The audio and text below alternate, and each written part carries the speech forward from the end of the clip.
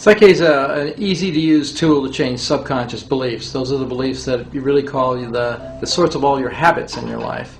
So most people find it difficult to change habits, but with PSYCH K it's really very easy.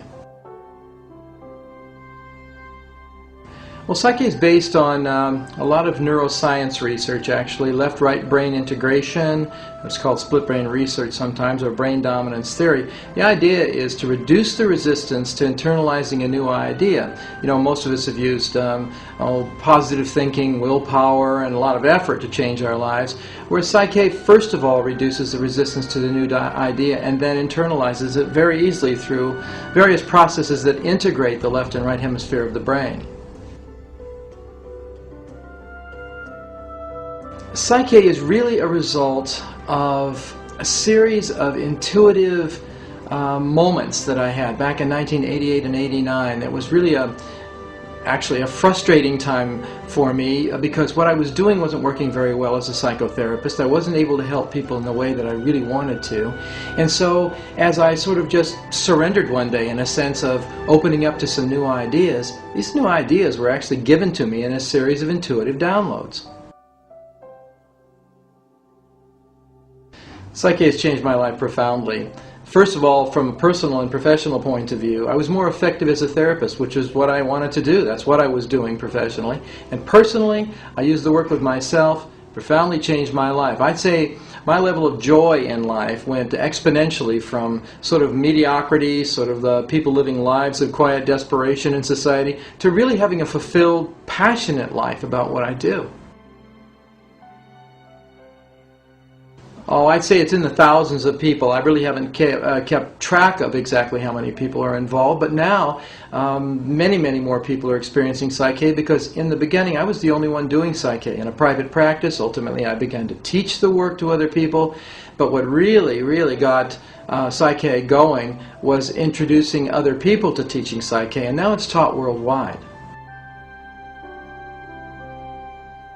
Well, many results, ranging from physiological results, disease processes that were interrupted or actually just dissolved, certain aspects of physiology changing because there's a very strong correlation between the mind and the body, and most of the neuroscience that we are privy to these days substantiates that connection.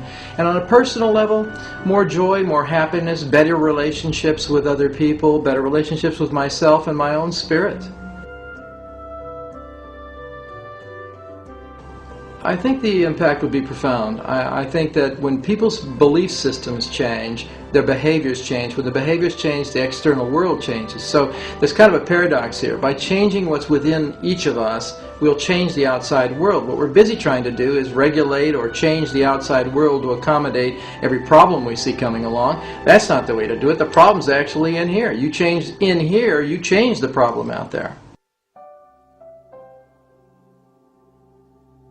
Beliefs play a profound role in what children learn because they begin learning long before they're children. Actually, in utero is when the first learning begins to take place, and that's a biological learning. That's a learning that you could call nature's Head Start program, as a biologist friend of mine calls it, Bruce Lipton. He talks about gestation being a period of getting ready to be born, and actually you're learning what your environment's going to be like before you are born. So once you're born into that environment, then all of the information that you have begun with during gestation is moved into the world. Then that's reinforced over and over again until about age 5 or 6 years old. Mostly what you're doing is learning how to survive in your environment. Those learnings become belief systems, and those belief systems then follow you for the rest of your life, unless you've got an effective way to change the ones that aren't useful to you later on. You get beliefs early on, for instance, that you have no value, that you're not really an important person, or you're not capable in the world of doing much of anything. And it's not that parents are deliberately programming their children in this way. They're just hand-me-down beliefs. They come from their parents, who got them from their parents. So we hear things like, oh, you know, you're slow, you're not going to be able to succeed in school. What you do is never good enough, you should try harder. All those kinds of things actually ultimately debilitate kids. They go into a school situation already at a disadvantage, then their belief systems are printed out through behaviors, reinforced by teachers, other students, administration. When that changes, everything changes.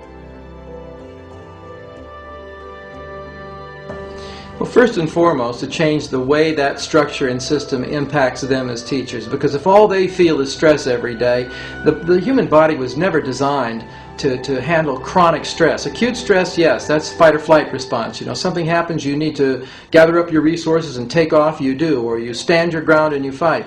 But in a school situation, in life in general, in fact, there seems to be stress all the time because people are under such pressure to perform, to get things done in a system that really is counterproductive oftentimes to getting anything done. And I think we're trying to fix the problem at the wrong level. We're trying to fix it at the physical level when we haven't dealt with the subconscious level, the patterns of belief which drive our behaviors, which create perceptions, which actually either going to change the problem into a solution or we're just going to stay with the problem.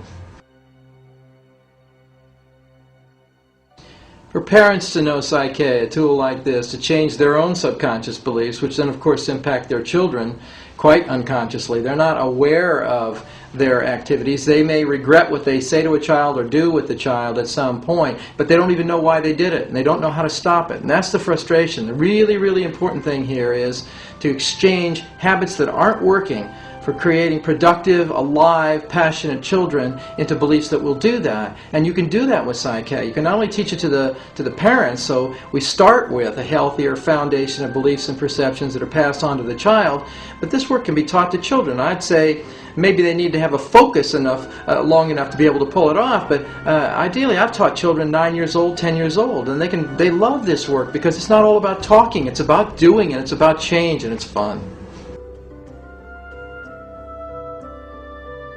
With superintendents at this point, it would be a good idea for them to contact me directly. I'd love to discuss the possibilities of how this element of their whole world might enhance what they're trying to do. I don't have all the answers to the school system's dilemma, but I have one that I think is a piece of the puzzle that when placed properly in the whole matrix of the problem would have a profound effect on all other aspects of education.